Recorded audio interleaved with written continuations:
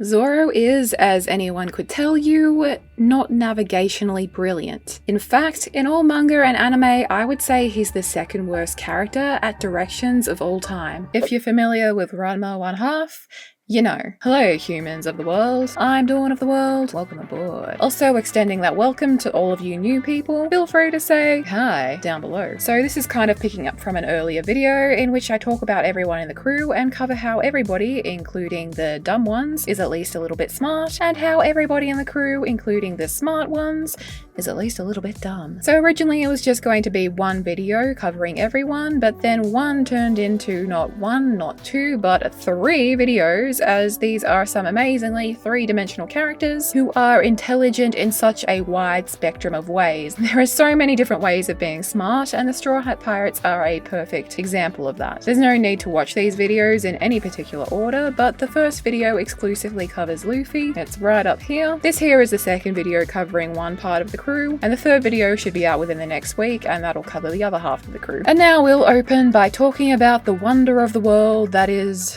Zoro. Roronoa needs a babysitter so he doesn't wander off Zoro. Roronoa lost on the Thousand Sunny Zoro. Roronoa gets lost but ends up in the right place by accident Zoro. While his navigational failings are by far the most distinct feature of his idiocy, his stupidity also manifests in other ways, because the sky is not the limit. For one thing, deciding to go for a swim at Drum Island probably wasn't bright, especially considering he then gets lost chasing a fish. He also seems to struggle putting A and B together, being fairly slow on the uptake at times. Notably, he struggled with Luffy's 3D2Y message when the rest of the crew understood pretty much immediately, and only truly understood with help from Perona. And he's also willing to take overly drastic measures. Like, I think he still has those scars on his ankles from that time when he tried to cut himself out of the wax in a little garden. I can just imagine Chopper asking him about those scars and then being like, "You did what?" And then also offering to cut off either Sogeking or his own hand in order to be free of the handcuffs at Enies Lobby, under the premise that they could just take it to Chopper and then get it sewn back on. Zoro!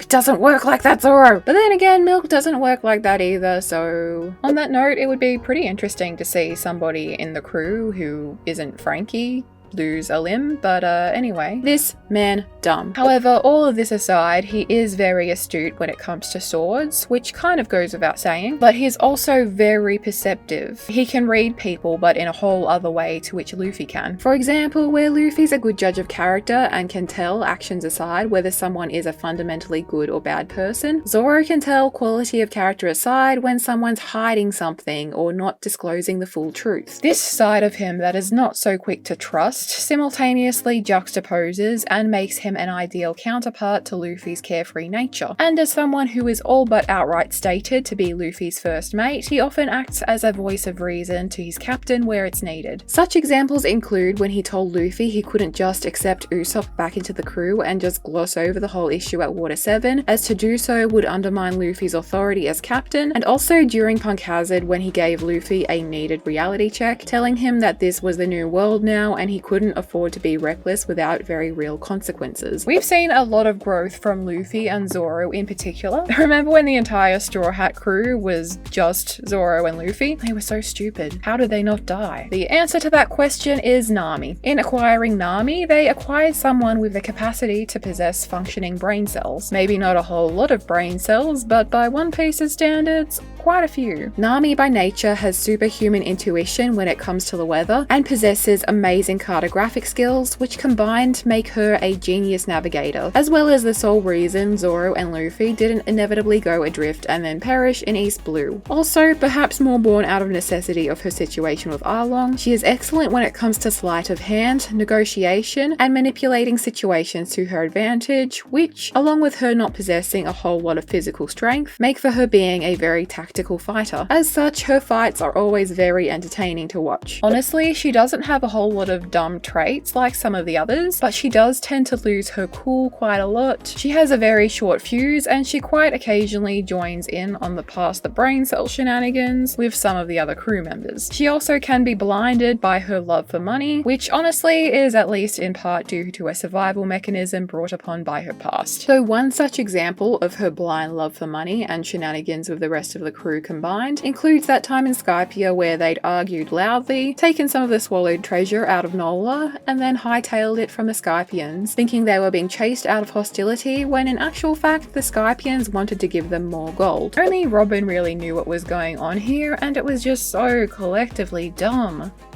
I love them all so much. Also, she and Usopp make a delightfully hilarious team, their cowardliness and their tactical skills resulting in one of the most entertaining team-ups. The true gold in Skypiea was their team-up against Enel. As for Usopp, well, yes, he's an idiot as well, but before being an idiot and before being a coward, he's a sniper. And as such, he has accomplished some of the most amazing sniping stints in the entire series, notable examples being Enies Lobby, where he shot down a number of Marines and Spander from a substantial distance. Also Dressrosa, where he shot through the bars of a window too far off to even see, unlocking observational Haki in doing so. Before the Haki even awakens, however, we see just how tactical he is. All of the micro equations he's factoring into his mind, including the distance and wind direction and how that'll influence the shot, all while under the immense pressure of being chased after. And what's just as impressive is that he made these weapons, as well as various phases of Nami's climb attack, himself. Because while he is a sniper, Usopp is kind of a jack of all trades. From the get-go, he's had this very wide domestic skill set in which he is not bad, but at least somewhat mediocre or a little better than. Such things include repair work, inventing, artist, hairdresser, according to SBS, gardening, and probably a few other things. The reason why he has such a wide and weirdly domestic skill set is, I think, because ever since his mother passed away, he had to raise himself and develop those skills. This is why a few of those skills, particularly his repair work on the Mary, were kind of mediocre, at least at first, because he's self-taught and there was no one to properly teach him those skills. So once Frankie joins the crew, has anyone noticed that Brook and Jinbei aside, whose childhoods we don't really know anything about, Usopp is the only one who didn't really have a mentor before Frankie joined? That's for another video. So then when Frankie joins the crew, Usopp's repair work and inventions improve greatly. All smarts aside, however, he also lacks the brain cells at times.